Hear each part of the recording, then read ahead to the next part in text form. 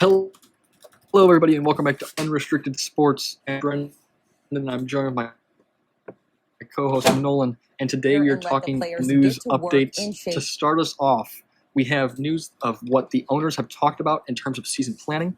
I only think that a couple of these options are even viable and are even being truly considered because of the nature of the current standings of how everything's going in our country right now. So with that being said, Nolan's going to read off the options that the NFL has said that they've proposed, depending on how seriously they're considering them, although I think they're only considering one of the options right now. So, according to Mark Davis, the Raiders owner, the NFL has basically three options for this upcoming 2020 season, and ESPN reported them as follows. The first one is to just continue on as planned. Teams report to training camps over the next week or so, and see how the COVID situation happens. The second option is just to delay the start of the season until about November, and then go on with a 12-game season, which would result in no interconference games. So no AFC versus NFC games there until the Super Bowl. And then the third and final option is just to cancel the entire 2020 season. So we'd have no football until 2021. All right, so let me just hop right in here because Nolan wanted me to start off since I think, the best option for all of this. All right, the NFL isn't like the MLB, NHL, NBA, and all these other leagues that got shut down in the middle of their seasons or got their seasons delayed because the situation was worse at the time. The NFL is entering in a stage where millions of people are going back to work, and there's the capacity for tests where they can run tests every other day or every day, like they've discussed in their NFLPA. The NFLPA and NFL have come to agreement there will be daily testing for their players, which wasn't possible for the NBA back when they shortened their season and had to cancel it. And it wasn't possible for the MLB at the time to start up normally because there still wasn't that capacity. There's the capacity for tests now where they can test people like that and it's not a problem. So that's first off. There's no worry about capacity for tests and all that other stuff that the MLB, NBA, and all the other places shut down for. Because that's the only reason they shut down, let's be real here. They could have a couple players get sick and keep playing with the season. But they couldn't take the bad press or really even continue the season if they couldn't even test. That's not an issue anymore. They can test now. Secondly, millions of Americans are going back to work. So, the NFL is not really going to worry about, everyone's shutting down, so it's going to be a good PR move. It's not a good PR move for the NFL if millionaires are not playing sports when millions of Americans with health conditions have to go back to work. And most athletes, let me tell you, don't have health conditions that are going to put them at risk for coronavirus if they do get it. Obviously, it's not going to be a fun time, but we've seen the numbers. The risk is more to people who have underlying conditions. I think it's like something like 99.6% of all cases have been no, not 99.6. It was something like 95%, I think is the more recent number, of people who die of this are actually, healthy. Not 5% of that is people who are actually not at risk. So there's that. Plus, athletes are, obviously have millions of dollars. They already have peak athletic trainers and all this health and fitness stuff, so they're even better off, I would say. So with that being said, there is no scenario where I see the NFL not playing the 2020 season seriously. There's no scenario. Right. It's just not happening. I agree with that. I think they're trying to negate salary cap hit here. Yeah, I think the big issue here is like you said, salary cap, but also just they don't want anybody to get this, start an outbreak, and then they'd have a bunch of PR issues on their hands. Yeah. So it's definitely something to be cautious of. But you look at what has happened with the NBA, because we'll say NBA for now because the NBA is the biggest example of this. MLB's coming back too. Well, the MLB is back, but they're not in a bubble. They're still traveling from stadium to stadium. Which is going to be more like the NFL. Right. So I think it's more impressive. You see what's happening with the NBA. They're all stuck in this select area, and there have been 0 positive tests for COVID so far. So it's definitely possible to have close proximity to other people and not get it. It's just a matter of the personal responsibility of each individual. And that could definitely be a problem, not to name any names, but it could definitely be a problem in the NFL with the personalities that there are. I don't think the 12-game plan is the right plan for the NFL. But if there is an outbreak towards the end of training camp, I think that a 12-game schedule would probably be what they would do. Well, here's the thing with that. The NFL is going to be cracking down hard on any, like, there isn't going to be any videos of people out partying after anything this year. Right. Because the NFL will be cracking down hard on those individuals because they're not social distancing, all the other stuff. They've already kind of taken a look at what Zeke did and got coronavirus. And obviously, since he got coronavirus, they kind of laid off that because it wouldn't be a good look. But they were looking very heavily at Zeke for, why are you holding this big, or Dak actually, but Zeke was there. Why are you holding this big party during, at the time, what was the height of the pandemic? But I don't think the 12-game season is very likely either, and I'm going to explain why. The NFL owners, the NFL isn't like the NBA or MLB where there's tons of games that really saturate it, and they can make their TV money and be just fine. No. That's not how this works. The NFL has a very small season compared to all these other leagues to make their same or more amount of money.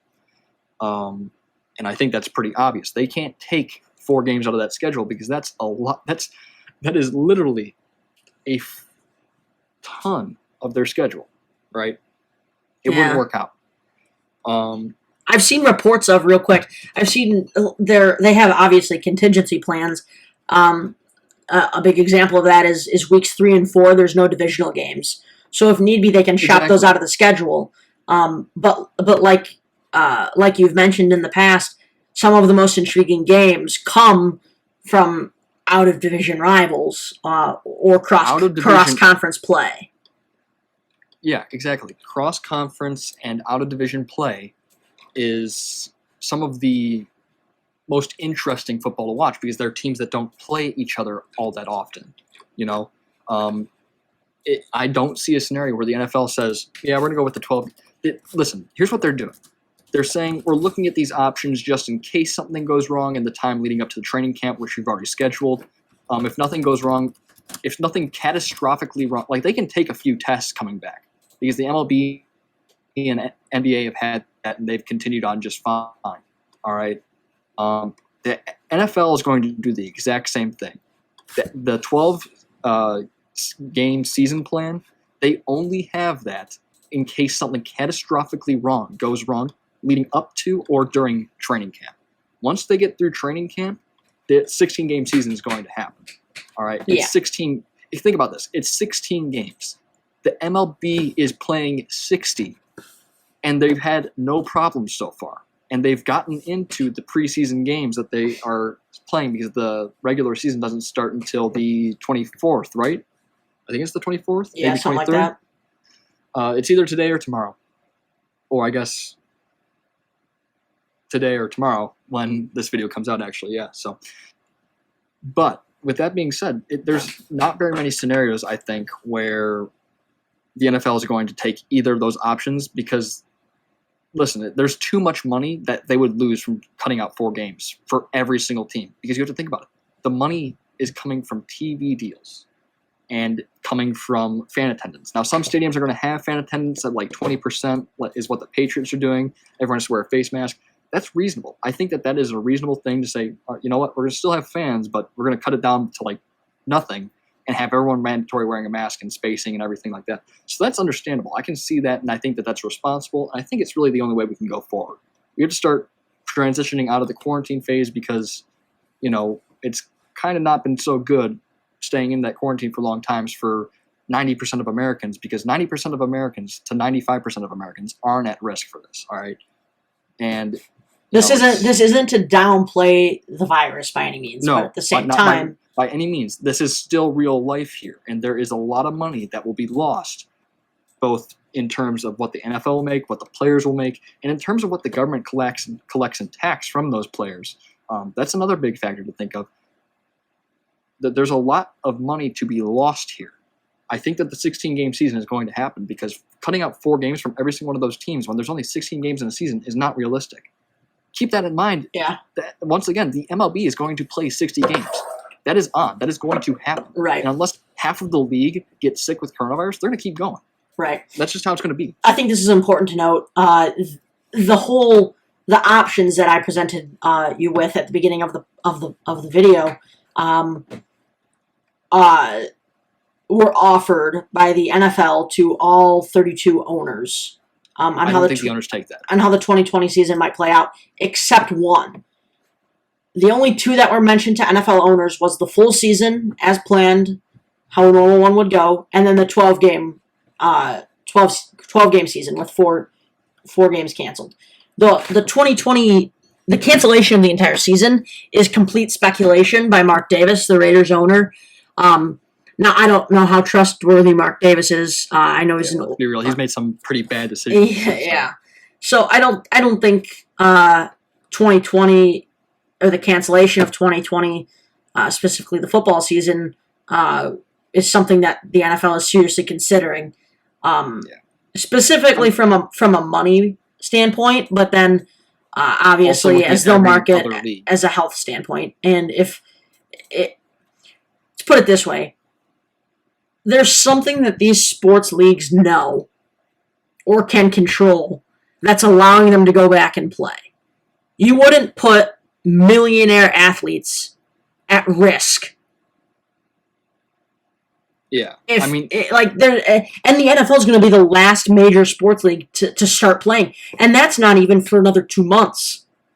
Exactly. There's still keep this in mind, everybody. Everyone's talking about the NFL canceling its season or only playing 12 games. We have another 2 months, and there's already vaccine breakthroughs. All right.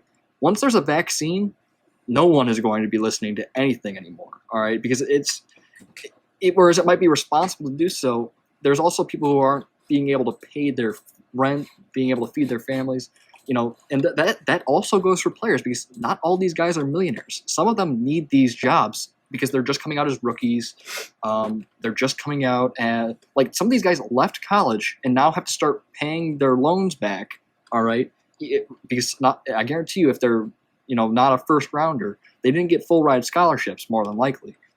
These guys need that money to feed their families, to pay their rent. I don't know what else I can say. There, a lot of people who go into the NFL don't become immediate millionaires. That takes time, and right. A lot of people are rookies right now who need not only to be able to play so that they can prove themselves, so that they can get jobs in the future. But if they don't play this year, I was watching the Pat McAfee show actually, and they were talking about this, and he gave some insight into it because he obviously played in the NFL, and he said that rookies need to play games. Because if they don't, there's no tape on them, and that could cause them to struggle to get a job again at the NFL level. Besides when they got drafted, right? If they get cut, they're screwed. And that's the same thing's happening. You see undrafted talents all around the league. Most notably coming to my mind is Adam Thielen, because I was just talking about him with Brendan actually in the past couple of days. But these undrafted guys aren't going to really get a shot. Obviously, training camp, they'll still have some sort of a shot. But there's no preseason now. We won't see an NFL football game until September 10th. So that's 2+ months away.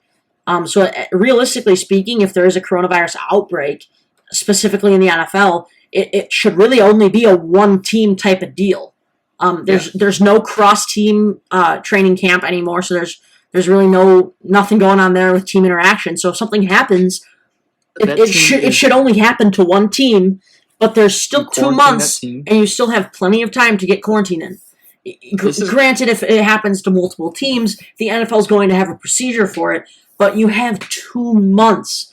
The virus has gone down so much in threat level, I'll say, over the past, 3 weeks. What's another 10 weeks going to do, And I mean, the news does make it seem worse than it is because that's their job. They wouldn't sell if they said, "Oh, we're doing so great." They want to, they want to hype it up a bit. Okay, we hype things up on the show sometimes. It's what media does because that's how you get views. All right, but in this case, listen. If a single team gets it and it breaks out on that team, like Nolan said, there's no cross-team interactions like there usually is, so they're safe. Those team players who got it, the whole team will quarantine. And on the plus side, I don't think anyone in the NFL is really super at risk for this. Okay, there might be a couple guys like the Patriots center who might be at risk because of their lung and blood clot condition. But that's few and far between, especially in the NFL. Most of these guys are extremely healthy and don't really have underlying conditions. And on the plus side of that, once they come out of that, once that team comes out of it, they aren't at risk anymore. They've been exposed. They've overcome it. They have the antibodies. They're safe. They're good. And I mean, that's a bad way to think about it because obviously we don't want anyone to get it. But if that happens, there is a plus side to everything. So there is no risk for the league for 2 weeks. The whole league as a whole is safe for upcoming 2 months because there isn't going to be cross-team outbreaks. And I think the NFL is going to have some implementation of, hey, stop hanging out with people from other teams. We don't want to see you out and about, partying or, places you shouldn't be, not social distancing, not wearing a mask, stuff like that. I was going to crack down very hard on it. I think there will be some very strict punishments if that anything does happen with it. Football fans, do not worry. I don't think that there's not going to be any games cut from the schedule. I think that there's very low risk for the NFL specifically because the NFL is going to be the last league to open up in September. The MLB will be playing 60 games. I think we're going to be fine. So we're going to move on to our next topic, though, because that's pretty much all we can really cover with that. And we'll keep you updated if anything does change with that. But like I said, it's highly unlikely that the owners are going to decide to cut 4 games of revenue out of their schedule. So up next, we have Antonio Brown calling out, guess who? Roger Goodell for his apparent lack of transparency with AB over his. Nolan has the tweet pulled up, and he's going to explain, and then we're going to give our thoughts. Right. So it was AB posted about an hour ago at the time of this recording. So about 10:30 Central Time on July 22nd. He posted a video of Roger Goodell at a press conference during the Super Bowl, during the week of the Super Bowl. And this is what AB said. At NFL, I have complied with each and every ask of your investigations throughout the past 11 months. You have had access to all of my phones. You know what the deal is in each and every situation that the media has distorted. I have been seeing the therapist you asked me to. I have worked on all aspects of my life this past year and have become a better man because of it. The fact that you refuse to provide a deadline and the reason for the fact you won't resolve your investigations is completely unacceptable. I demand you provide me clarity on the situation immediately if you really care about my well-being. My legal team continues to ask and you provide no answers. How is it that the league can just drag its feet on any investigation it chooses on players, and we just have to sit there in limbo? Need an update so I can talk to these teams properly. They're waiting on you at NFL. Let's get this thing moving. We've got history to make. #Himothy. I'm gonna say something quick before Brennan runs away with this one. I think, as Brennan will definitely talk about, this isn't something AB would come out with after saying that he's going to retire if he wasn't getting interest from teams. Yes. So I'm going to cover this from my perspective of things. So obviously AB has been accused of some pretty serious stuff. He's been put on probation for 2 years for his physical fight he got into with a delivery driver. They disagreed over payment, and then they disagreed over, I think, AB threw something at the car and it dented it or something, caused some damage, and the guy came back looking for payment for that. That's when they got into a fight. They started unloading furniture. They realized it wasn't their furniture, put it back. It was a whole mess. And that's,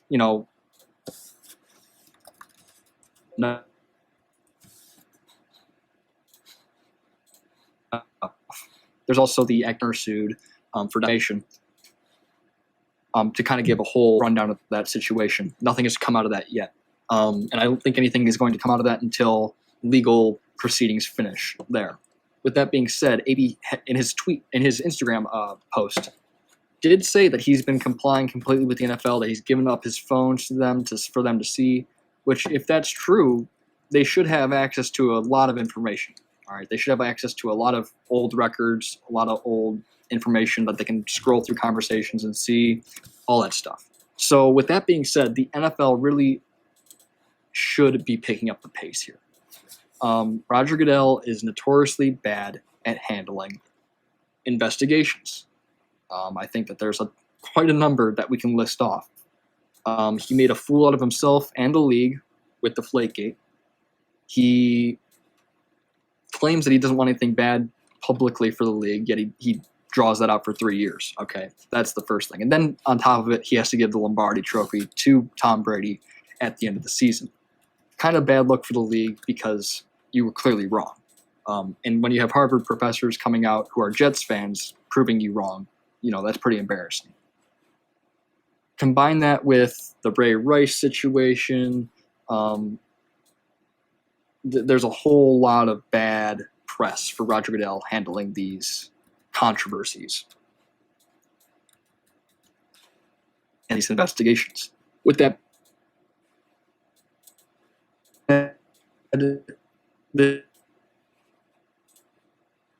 this I feel for yet. What they should do right now is they should end the investigation. They should say to teams, if they're planning on giving AB a suspension, they need to come out and say, hey, if we're going to give him a suspension, we're going to make it this many games. That is something that they need to do because they have access to this information now. AB's legal team has contacted him. They've contacted the individuals involved, and they've interviewed them as well. They have a pretty clear picture here. The only people who might have a clear picture are the legal people involved in the actual case who are presiding over it. That's about it. The NFL has a pretty good picture that we don't have. They need to hand down a suspension. Hey, maybe I'm missing something here, but what exactly would AB serve a suspension for? Well, there's a number of things, but first of all, his conflict with the driver alone is enough to get him a suspension. Okay. And he got put on probation for 2 years after pleading guilty to it. So okay, I got you. He would at least be suspended for that. Okay. If the league believes that something more happened with the two women involved in the separate cases, they've had precedent before to suspend people for that. And they could easily tack on another 4 games to whatever the suspension might be for him fighting that delivery driver. Okay. But with that being said, the league needs – they have a picture here.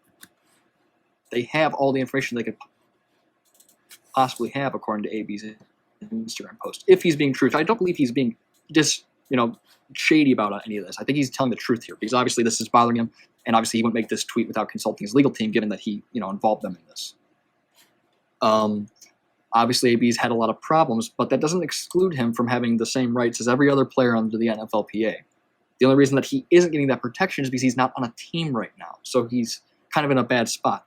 Now, as for his supposed retirement that he put out a couple days ago, that was really just to market his album. He pretends that he's retiring, and then he puts his album out in the tweet once he has everyone's attention. That's kind of, I think that's what happened there. Not an original idea, obviously, but that's what a lot of people think happened. Now, with all that being said, AB does deserve to know how many games he's going to be suspended for. And I think the league is dragging its feet because they want to make sure that they get every little bit of detail. But at this point, the NFL isn't a legal system. Suspend him for however many games because he obviously brought a lot of bad attention to the NFL. That's undisputable. He brought a lot of bad publicity to it, and you can suspend him for that. You can. But you have to tell him. It's not fair because by not telling him, you're technically suspending him for every game that you don't tell him, too. That's what they did last year, and that's what AB filed. I think AB filed a grievance for it. You basically suspended him for the rest of that season without officially suspending him, so there's nothing to appeal because everyone was too afraid to touch him because they knew that as soon as they did sign him, he'd be suspended for the rest of the season. That's the problem. Right, and I don't think I think that I can see his point on that. I think at this point, people should know what he's going to be. I think AB's case should be pretty clear to the NFL at this point. Yeah, I don't see why he would have made the remarks that he did if The NFL is clearly dragging its feet on this. They clearly are. People have been saying that since last season when they basically suspended for the rest of the season without having to actually do it. So Exactly.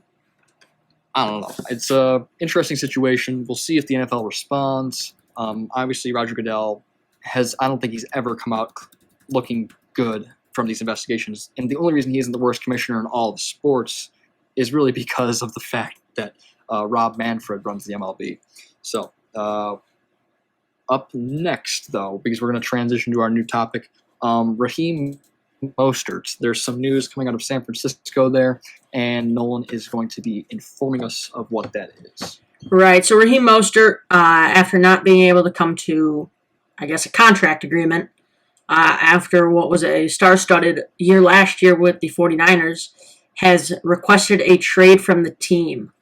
I find this extremely interesting, being a Bears fan. Seeing his track record in the NFL, he was never really given a shot until this past year, really. There's not much talk. There's not much to talk about with him. The skills there, the speed's there.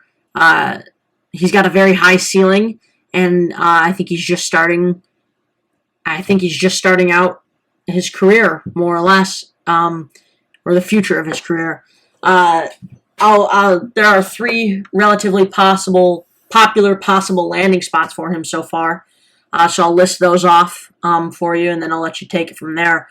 But as of right now, he's linked with the Jaguars, the Chargers. Obviously, the 49ers are still in contention to keep him, and then the Bears as well. I'll start off before I let you take it, just to talk about the Bears real quick, just to give a closer look on that situation. I don't think that would be the right fit for the Bears. They had him at one point. They never really used him because he was there with Jordan Howard, and Jordan Howard was extremely talented at that time, being a 1,000-yard rusher and all that stuff. But I wouldn't mind having him back. But then again, David Montgomery's there. Should be interesting to see what David Montgomery can do. For the Bears rushing game. But I'll let you take it from there. So this is mostly about Raheem Mostert, though. Because I'm not really too interested in the Bears run game. I've never really been afraid of it, and that's as a Lions fan. Right. There's something that a lot of people seem to gloss over for some reason that everyone except for team GMs don't. Team GMs in the NFL know one thing, and there's a reason why Raheem Mostert hasn't gotten traded from the 49ers yet, because he's been on the trading block, technically. Teams have been providing offers. They just haven't been disclosed. The simple fact of the matter is that the Shanahan family is known for taking running backs and making them into really good running backs when they are in their system. That is what the Shanahans are known for. Kyle Shanahan's done it in San Francisco. We've seen that. His father did that. And as soon as those guys go somewhere else, the NFL's gotten burned too many times by guys who've come out of Shanahan systems, and their running backs are suddenly not as good as they used to be after trading for them or signing them in the offseason, something like that.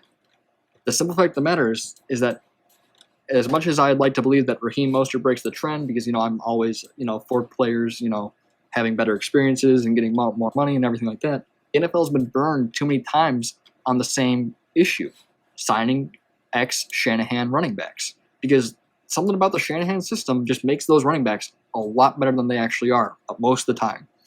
And that's not a knock on Raheem Mostert. You do good in the system, good. I don't see why people hate on that. You're doing good in a system that works for you. Okay? You don't need to be able to work in every system. You need to be able to work in a system that works for you. I mean, that's just common sense, okay? I wouldn't go and work for a company that I didn't believe in. All right? That's just me personally. Because I would hate it there. It would be terrible. I wouldn't perform well. I wouldn't do well. If I was in a company that I enjoyed, I'd do well. It's the same thing in football. Same thing in any sport, really. So with that being said, I don't think that what the 49ers are looking for, because the 49ers are obviously like, oh, well, he's the good now. We're not going to bite on that. We're not going to give you exactly what you want, because we know that if we bite, we might bite off too much. And on top of that, he's obviously wanting a new contract. So once you trade for him, you're going to have to get a contract signed with him and all that other mess of a whole issue. So there is a lot to consider with this trade that I think teams are not all that interested in looking at. See, I don't think Mostert's looking to get paid a massive amount. I think Mostert's looking more so just for job security.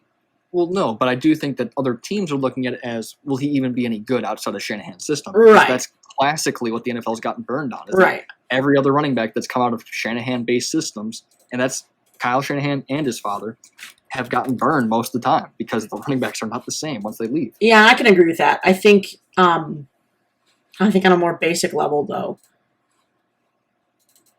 it's more of a concern of Mostert's. I don't want to say that Mostert was made because of the O-line that he had, but it definitely helped. Well, that's part of Shanahan's system. Exactly. Big O-line, good run game. Right, and I think Mostert at this point in his career is looking just for it to not end. Because realistically speaking, if he stayed with 49ers, he should be good for the rest of his career. But if he can't figure out a way to make it a healthy relationship with them, then there's no point in staying there. But like you've mentioned, outside of that system, he might not do well. Yeah. So I guess it's kind of up to him what he wants to do. And obviously, we'll have to see if any teams even bite on this. Because to be perfectly honest, I don't know how many times the NFL is going to get tricked on this. But it doesn't seem like they're biting right now. Because offers would have been pouring in if there were. Because Raheem Mostert was nothing to laugh about last year. But I think that pretty much does it, unless Nolan has any other breaking news for us that's come out in the past 2 minutes. But no, nothing else really. No. Right. Sounds good. Well, that's it for today's episode, guys. Make sure you like, comment, and subscribe. It really does help out the channel. And we will see you guys next time. Peace.